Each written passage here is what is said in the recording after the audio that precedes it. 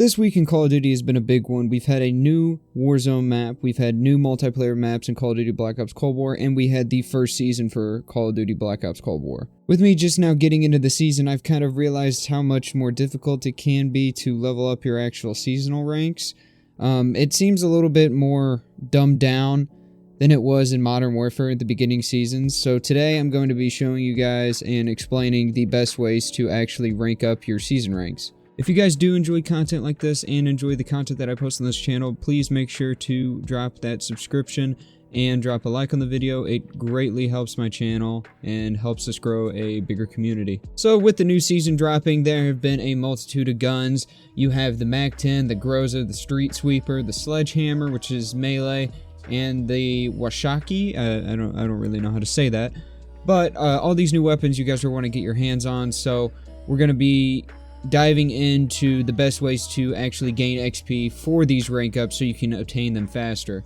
So looking into Warzone, if you prefer to play Warzone, I have noticed that in Cold War with the integration with XP, it's kind of finicky and sometimes it doesn't like to work correctly. I've seen in other people's videos and other people's live streams that sometimes the XP integration from Warzone over to Cold War doesn't really mesh very well and can sometimes be kind of very either inaccurate or unreliable. So with that being said, mainly you're going to be looking at the multiplayer game modes, and in the past, as when it comes to just generic XP for like weapons or levels, you're going to want to go into Dirty Bomb, but lately Dirty Bomb has been having some weird issues where the first game you play for the day, for some unknown reason, right when the game will end, your connection will get interrupted and you'll get booted from the game, meaning you're not getting any XP. All that progress has been lost. However, I have noticed after the first game that this does happen. Generally, it works itself out and you're able to play Dirty Bomb games like normal.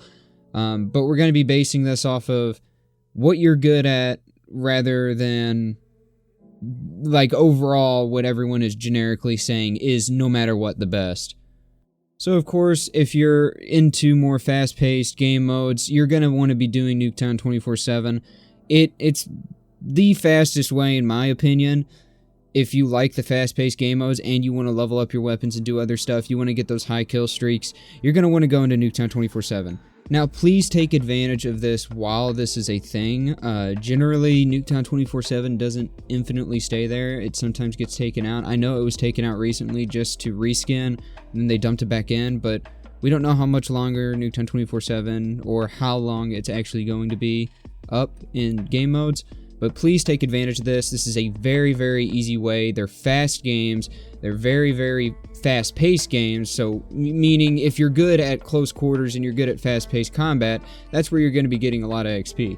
I did about an hour and a half of straight Nuketown 24/7, and I ended up gaining roughly 7 season ranks just from that little play session from Nuketown.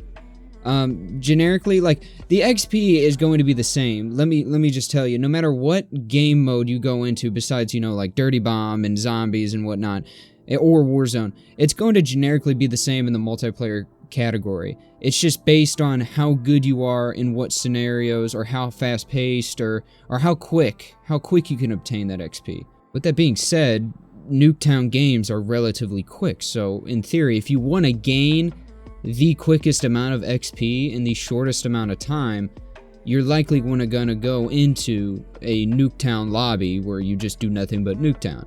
I cannot stress this enough, but this is all based, every single video you ever see on the best way to get XP, no matter what, it's always going to be based on your playstyle. You actually have to do good, in short words. You have to play good. I mean, there's nothing else to it, really.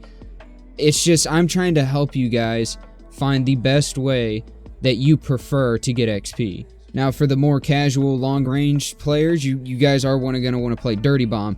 Now, I know the glitch, or the bug, where it says connection interrupted at the end of the game, it only happens for a handful of people, and I'm unfortunately one of those.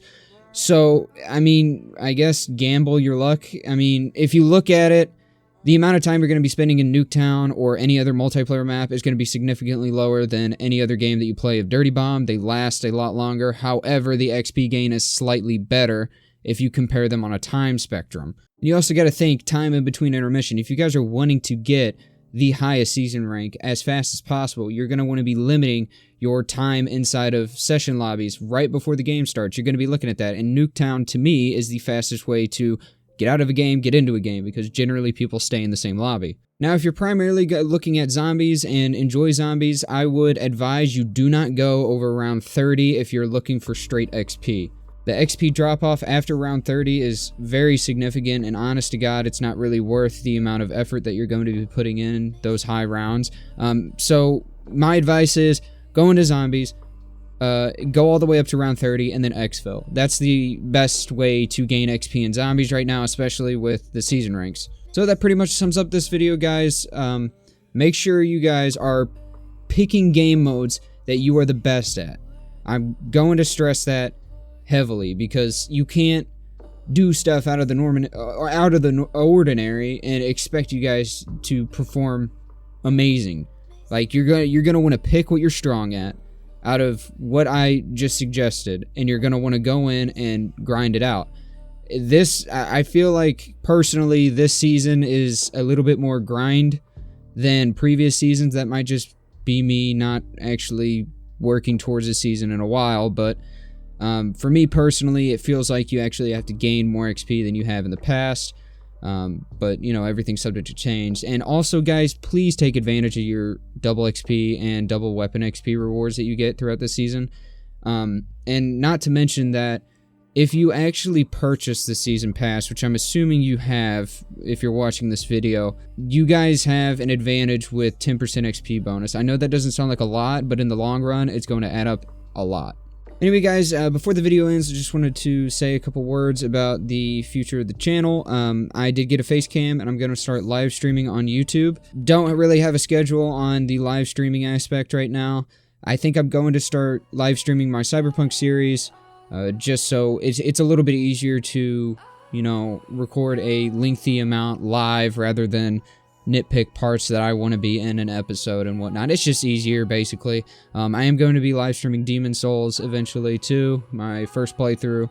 I haven't touched the game yet, so just a little heads up and update that you guys are going to start seeing live streams on the channel. But anyway, if you guys did find this video helpful, please consider subscribing. And with that, I will see you in the next video.